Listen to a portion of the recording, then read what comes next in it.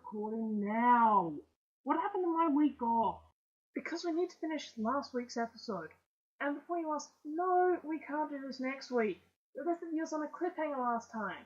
So we can hardly make them wait. Yes, we can! My house, my equipment, my rules. And we did say next week at the end of the last episode. I hate you! Don't care. Anyway, last time you brought up a surprisingly interesting point. What if there's no explanation for Pinky's presence in Ponyville? Maybe you should elaborate. Pinkie Pie is sidekick. What if telepathy isn't a normal thing for changelings? What if she was an outcast?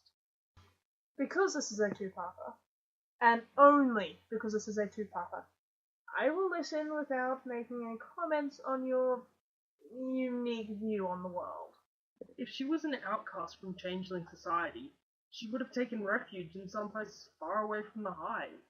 If she was very young at the time and she came across the pies, she could have wished to become part of the pie family. Why would a changeling want to be part of a family of ponies who disapprove of talking, laughing, or other forms of merrymaking? The only reason I can think of is that she was desperate. There had to have been other families that were better suited to accommodating a changeling. It's precisely because of the pie's conservative nature that they would love and take in a homeless child. And love is all Pinkie would need.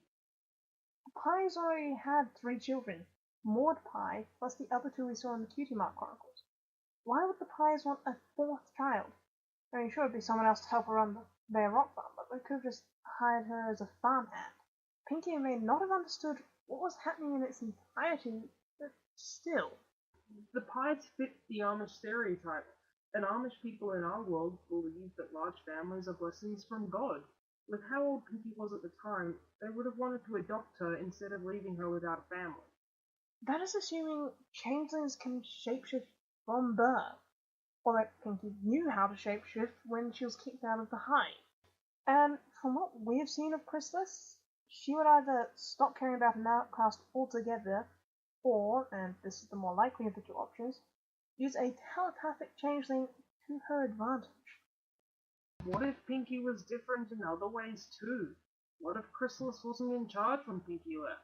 She seems to be the first changeling queen to have thought of planning of any variety.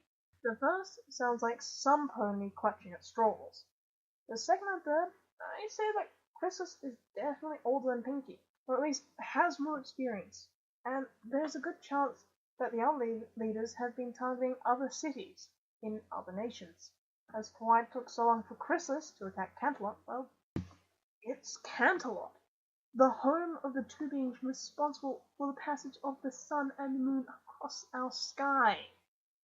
Given how many guards and other defenses, magical or otherwise, are protecting Canterlot, I'll say that Cadence and what's-his-name's wedding was simply a good opportunity. I never said that Chrysalis wasn't older than Pinkie, only that Chrysalis is only slightly older than Pinkie. She would likely have been around 5 or 6 when Pinkie left, so she probably wasn't in charge. Also, don't diss Shining Armor! He's a nerd, and I respect him for that. Considering the flack I have to put up with from you, I doubt that. But going back to your point, we don't actually know how long changelings live for, so appearances are hardly anything to go by. After all, Celestia is over 1,000 years old, and she still looks relatively young. Just she happens to be 2 or 3 feet taller than everybody else. What? Really? No random suggestive remark about Princess Celestia? No. Inconsistent much? Whatever. I think she looks pretty old.